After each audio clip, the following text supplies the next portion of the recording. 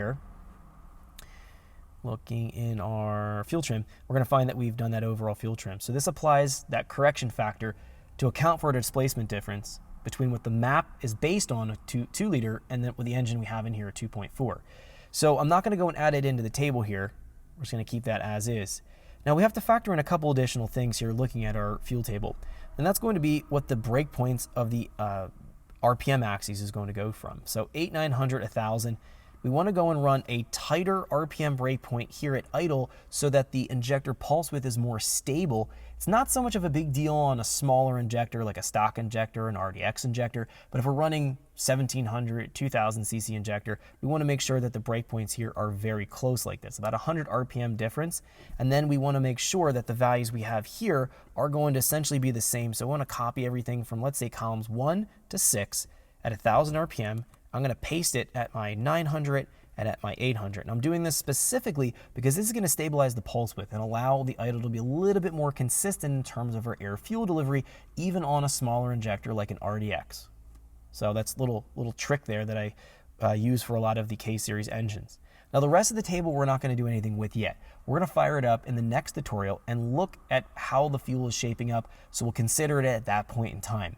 What we want to do here is, and the way we're going to be calibrating things is we'll calibrate 0 degrees, then we'll copy and paste 0 to 10, and we'll calibrate 10. We'll do everything, copy 10, put into 20, 20 into 30, 30 into 40, 40 into 50. So we'll go through all of the low cam tuning for part throttle, then we'll break down full throttle tuning for low cam, and then we'll move on to high cam and repeat the process. But looking at this, we don't need to really change anything on the breakpoints other than we've compensated for the idle. And I want to point something out here. The breakpoints and spark timing are linked to the breakpoints in the fuel. So if you change something in your breakpoints for the spark timing, it'll change it in the fuel. And that's why these are already optimized and changed, because normally I change it in the fuel table. I don't necessarily do it in the spark, but I did that first, and that's why I carried through to the fuel table. Now on low cam, we'll deal with this as we go through and tune. But what I want to do is look at the breakpoints on the high cam, because we haven't touched that yet. And what we're noticing here is the breakpoints go out to 11,000 RPM. That's going to be a waste of breakpoints. We're not going to rev the engine much above 8,500, so we have this area of the table here that's going to be kind of useless. And down low here, I don't expect to engage VTEC much lower than about 3,800 for drivability reasons. So we're finding here we have 5 rows of the table that are essentially going to be wasted. What can we do with this to rescale some things? Let's take a look.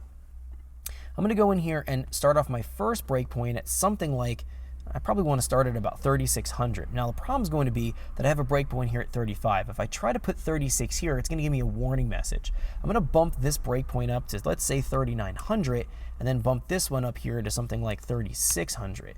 I'll change this one now, and actually what we'll do is we'll leave this alone. I'll move up here in 300 RPM increments in my breakpoints. I'll give myself a little bit more resolution in this table and more usable range to track my fuel delivery on my high cam.